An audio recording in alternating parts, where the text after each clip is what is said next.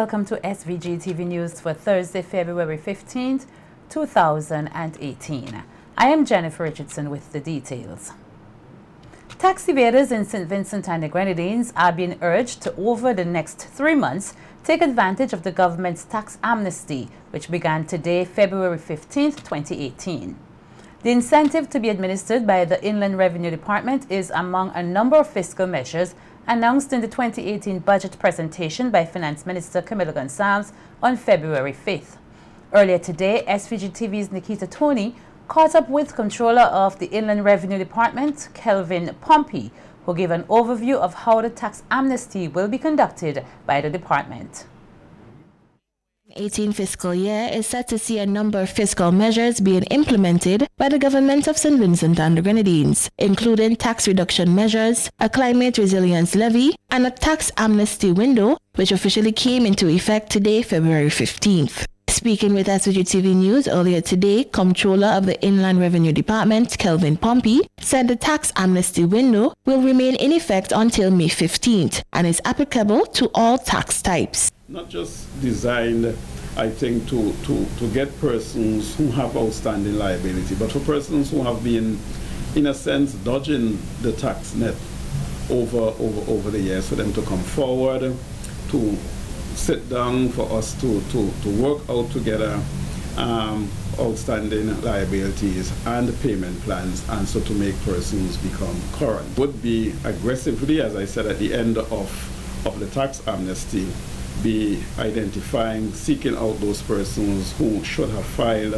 who should have paid, and to take the necessary action against them. Giving insight into the tax reduction measures, Pompey shed light on the reduction in the maximum rate of personal income taxes, which took effect on January 1st and is expected to benefit taxpayers at all levels. Ranging from the 32.5% to the 10% bracket, would range, as I said, from $1,200 from those in the higher bracket annual savings to $200 those in the lower bracket. The month of January and part of February would have already been taxed using the old rates, and we are encouraging employers, once they receive their PAYE tax deduction tables, to make the necessary adjustment to persons' salaries in February or March. For those employers who have already, or who would have already taxed January salary at the old rates, you're asked to make the necessary adjustments to the employee's tax account. The Comptroller also spoke on the reduction of the maximum tax rate for corporation taxes, which was reduced from 32.5% to 30% for companies and 30% to 29% for hotels. He also provided guidance on the implementation of these rates. If their financial year spans both calendar years, that is part of their income period or tax period for the company is in 2017 and part is in 2018, then the profits would have to be apportioned to ensure that the old rates are used for profits that are earned during 2017, and the new rates would be used for profits earned during 2018. Of course, we are encouraging all employers, employees, and of course business owners to contact the department if there are any problems. Another fiscal measure announced by the Finance Minister is the implementation of a climate resilience levy that imposes an $8 per night charge on short-term stay-over visitors, which according to Pompey will be administered by the IRD. It would not apply to long-term occupants of apartments, or as we say, domestic rented houses. But for visitors who come in for the night, the couple of weeks or the couple of days, things like that, we are in the process right now of contacting owners of hotels and guest houses and apartments and other short-term rentals to ensure that we have a smooth implementation. Cognizant of the fact that many persons can become burdened by interest, which stands at 18% per annum, Pompey, while emphasizing the issue of compliance, further encouraged all tax evaders to take full advantage of the opportunity to get their taxes paid and cleared up.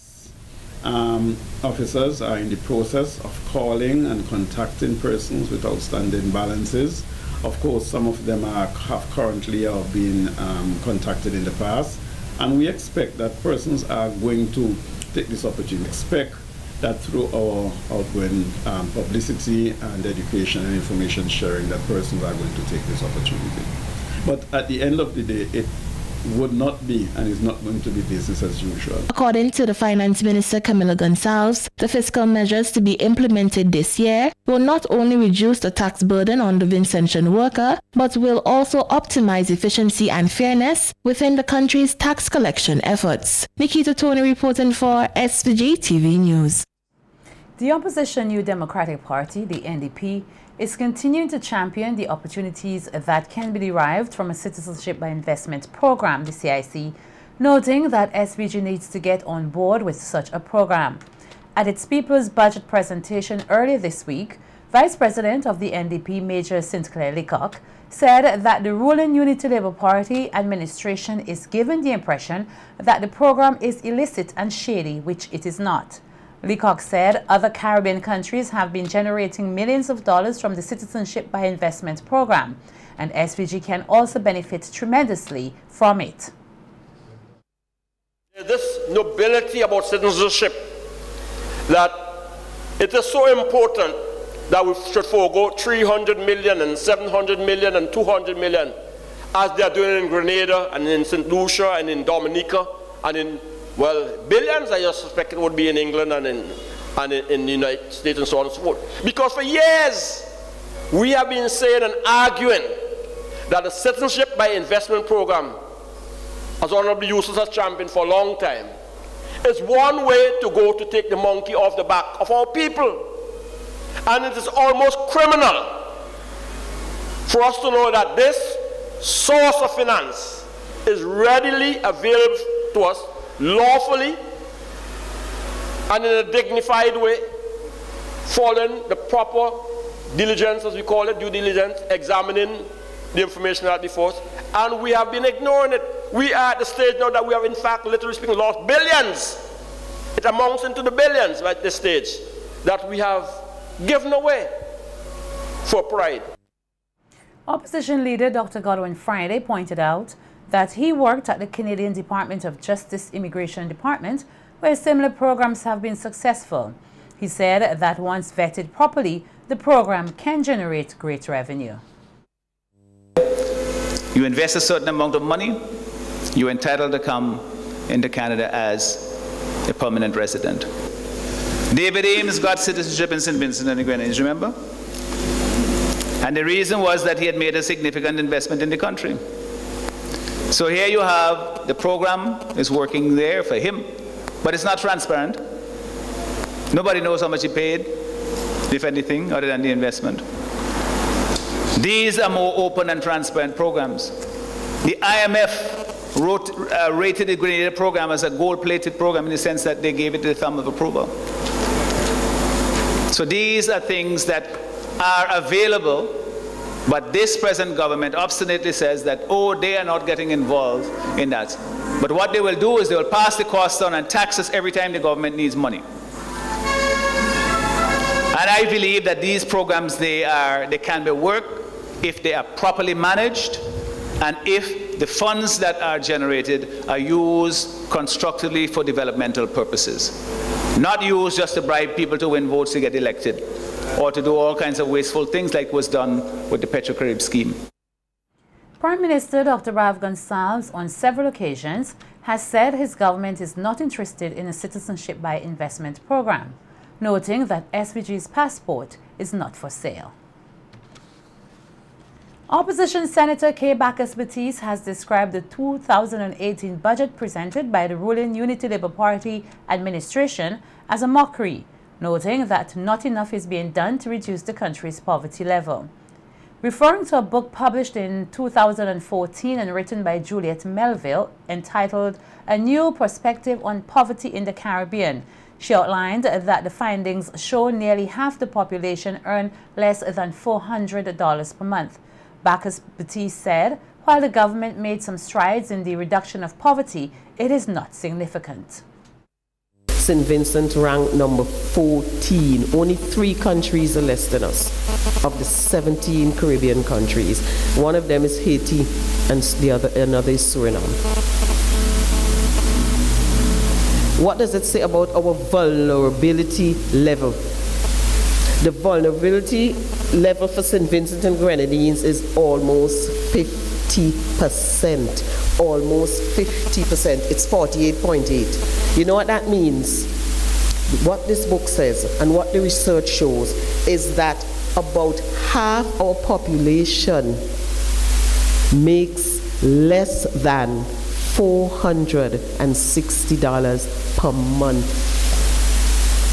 When you finish paying VAT and electricity and water and so forth, how can Vincentians feed itself? We are below the poverty level. So you come and you fool people and you say that, oh, we have reduced the poverty. About half of Vincentians make less than $460 a month. That's not me saying so. A new perspective on poverty in the Caribbean. Not me saying that. The opposition member of Parliament for North Leeward, Roland Patel Matthews, said SVG needs to do more to earn revenue and the planting of more root crops is a viable means of doing so. Spending money, millions of dollars yearly on carrots, dasheen, potatoes, tomato, cabbage. That's what we're spending a lot of our money is on, to import into St. Vincent, We have to stop that. We have to stop that, my friends. Our resources are going down the drain when we could produce these in our country and thereby create employment for our people. That's what the New Democratic Party is about. When Major show you, I was going to say when they show the marijuana cake by and sit there. When Major show you all these byproducts that we could produce in St. Vincent and Grenadines. But we are not doing it. The question is why? You know why? Because the government of the day lacked, should I say, this testicular fortitude to make things happen. Former Prime Minister and founder of the opposition New Democratic Party, Sir James Mitchell, has said he is concerned that SVG seems to be on a path of becoming a nation crippled by fear and intimidation. Speaking on Boom FM on Wednesday morning, Sir James noted that matters before the court can be discussed in Parliament, but must be done with a level of technicality and prudence. He was speaking in reference to the Yugi Farrell scandal, in which he said the government side may not have wanted to discuss in Parliament if the opposition no confidence motion was allowed to be debated. That doesn't mean that you can't discuss the element of fear in our society or intimidation of individuals. We'll come on to Yugi Farrell later, but I want to draw it to your attention that you can discuss all kinds of things. And you don't have to mention what is before the court. What is before the court? A charge of insulting somebody? What is before the court? Why was the lady arrested? And the question is, it is important that we discuss intimidation in this society. It is important that we discuss the element of fear of people not wanting to open their mouth. So James, who served in the Parliament for some 35 years, insisted that St. Vincent and the Grenadines must not become a gulag like what exists in Serbia. I am sure the Prime Minister and all of these people talking are aware of how dissent was treated in communist countries like Russia. In Russia, they pick you up and they charge you with all sorts of things, and before you get a judgment out of the court, they pick you up and they send you to Siberia in the gulag. They inject you, and after your body is destroyed, they destroy your mind. Well, we don't want any gulag in St. Vincent. And we don't want to start going down that road. We have to be careful with the protection of our democracy. There is a legitimate call for the decentralization of quality services in SVG.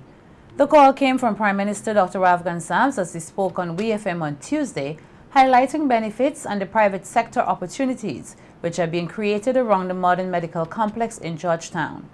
PM Gonsalves said whilst he recognized the complaints some Vincentians have in relation to the distance of the facility, he noted that Georgetown is much closer than any CARICOM country, adding, however, that there is a legitimate call for the decentralization of quality services. That the so far, I asked them the simple question: is it nearer than Barbados, Trinidad, Cuba, America, Guyana? Yeah? Why you want to centralize everything? Isn't their call a legitimate and reasoned call for decentralization of quality services? Huh? Yeah. And hopefully, when the resources permit, whether it's done whether the process physically starts with Ralph or not, but hopefully I'll be around to see something in relation to the cross-country road for which they are already designed. PM Gonsalves added that the modern medical complex has already opened up interest amongst private sector investors. If somebody is coming from Tongue or Leeward and they have a loved one up there and their loved one had to stay overnight, or they may decide to sit it out in the waiting area in the hospital until the morning. But I'm sure demand will come up for rooms. For the has 6 lovely apartments down in Byron, you know. Yep. And he has a facility in Georgetown, and he's a man who will be looking at him. But not only for there's a young man. He's investing. He has purchased or has made the arrangements to purchase the facility at Monbentic, right at the what they used to call the old Monbentic shop. Oh. You know, where my brother Humphrey. The Humphrey used to have that place there, yeah. Built. Yeah. Well, he is purchasing and intend to renovate it, spending $1 million there. Seen as a project which has inflicted a sense of national pride upon Vincentians at home and abroad, plans are currently underway for the staging of a celebratory rally in commemoration of the first anniversary of operations at the Argyle International Airport. Speaking on the ULP Speaks radio program on Tuesday evening, Government Senator and General Secretary of the Unity Labour Party, Julian Francis, said the celebratory event will not take place on the ground of the air facility, but will instead be held in the Johnson Hill area on the old Argyle Road. Saturday night now, we will be celebrating the first anniversary of Argyle International Airport. So where we're going on the other side of the airport. Not on the land side, not on the airport side, but on the seaside. So you're going to be driving on the old Argyle Road. The intention is to block off the road. And this is not a roadblock. This is a closing off for the event to celebrate 1 year of Argyle. In that location, you have a wonderful view of the entire runway, from Stubbs Bay to Peruvian Vale Bay. And that's the reason we chose there, so you can actually stay at the rally and see the entire runway, all the lights. Francis went on to chide persons who continue to criticize the reality and operations of the air facility. Those who continue to badmouth the airport, you hear them, all of them now saying in Parliament that, you know, they support the airport and they will do everything to make it work. But we know that the NDP does not support the Argyle International Airport. They never did. And, well, let's put it this way. They won't get a chance because the people of St. Vincent and the Grenadines, naturally, if they take government tomorrow, they will try to say that, you know, the airport and they're making it work and so on and whatnot. But the people of St. Vincent and the Grenadines have made up their mind on the NDP. The vast majority of persons, they have their supporters who are dying to see the NDP take office in this country. but we have the majority of the persons continuously since 1998. Noting that the celebration event is more so a showcase of national pride, Francis went on to urge persons to come out and be a part of the event, which he said is expected to commence around 6 p.m. on Saturday, February 17th. As an anniversary gift to the air facility, some aviation enthusiasts based in London and San Francisco with family ties in St. Vincent and the Grenadines funded what appears to be one of the most spectacular LED chandeliers in the region, which was installed and turned on at the departure check-in point on Wednesday evening. The chandelier is dubbed Vinci Love. The sponsors commissioned CAM 5 out of Trinidad and Tobago for its design and technical drawings. CAM 5 is established as a light design and manufacturer of large custom-made LED chandeliers, fixtures and bulbs under the brand Superior LED. Also, as part of the celebration activities to mark the air facility's first anniversary, passengers arriving and departing AIA were yesterday presented tokens of appreciation sponsored by the local business community. It's a major feat that involves Vincentian Earl Old George Daniel using his legs to make a change through dance. The social worker, who now resides in the Canadian Arctic area of Nunavut, will return home to dance from Thursday the 31st May to June the 7th, 2018. 7 days at a total of 168 hours. Daniel is well known for walking for 7 days in countries such as Jamaica, Grenada, St. Lucia, Barbados, New York, and here at home in SVG 9 times. The social worker says that he will be dancing because it is something that brings joy to him while burning calories, and that the initiative is an effort to bring awareness to diabetes and crime. Well, I feel responsible to do something. Oftentimes we look at others to do something. We look at government, we look at the police, we look at always somebody else. I want us to look at ourselves. I know I was given the gift of energy, right, by the Creator. I was given that. So it's up to me to do something with it that's positive, that's progressive. So I feel compelled to make to address the situation. So I'm going to use dance, because Vincentians love to dance. Dance is part of our culture, part of our, so I'm going to use dance, a thing that we love. So at the same time, while we're dancing the calories off, let us dance ourselves back into a civil nature. Let us dance again, because when people stop singing and dancing and whistling, it means something is wrong. Daniel said he will also be using the opportunity to become a Guinness World Record holder, noting that such an exploit will bring him, as well as SVG, global recognition. I contacted Guinness and they confirmed to me that the present record is 123 hours by someone in India. There's a young lady from Nigeria 2 months ago broke that record. She danced 150 hours, but Guinness confirmed to me that they have not accepted that record. But I don't know if they will. But whether they do or not, I'm going to dance for 7 days. I want to put it out of reach. So this time I know I will be in the Guinness Book of Records. Because with the help of all Vincentians, the encouragement, of course, that should be enough to motivate me to go for 7 days. It has never happened before. It's going to happen in St. Vincent and the Grenadines. Somebody dancing for 7 days non-stop. Persons here who would like to experience a creative display of the Garifuna heritage are being urged to patronize an original theatre production to be put on by the Garifuna Heritage Foundation, the TGHF. The production, which will be staged on March 23rd and 24th at the Peace Memorial Hall, is a new addition to Garifuna Heritage Foundation Week of Activities held in commemoration of National Heritage Month. At a media conference earlier this week, President of the Garifuna Heritage Foundation and local playwright David Darky Williams said his organization is very much elated to roll out the new initiative. Emphasis mainly is on the quality of the production. It is going to be something slightly different to the accepted norms of drama in St. Vincent and the Grenadines.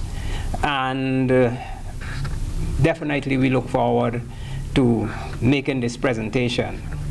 The play seeks to use an element of the Garifuna culture to explore issues faced on a day-to-day basis by women. And I believe when we say women, we're talking about women across the board. There are some basic struggles that women go through in their day-to-day lives. And this play explores some of those issues. Noting that the theatric production will take the form of a musical, Williams said the production will also aim to promote the talents of a number of young persons here in SVG. So there is music, there is poetry, there is singing, which is music anyway, there's drumming, music, there's dance associated with music, and then the strength of the play is the drama, the storytelling that you can look forward to.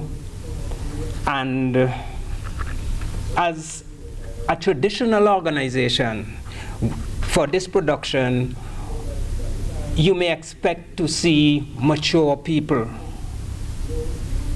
as part of the presentation. But for us, we have chosen to go with the young people. Almost all members of cast are of school age, and most of them are still in school. The playwright and director took the opportunity to solicit the support of the entire Vincentian public to the event.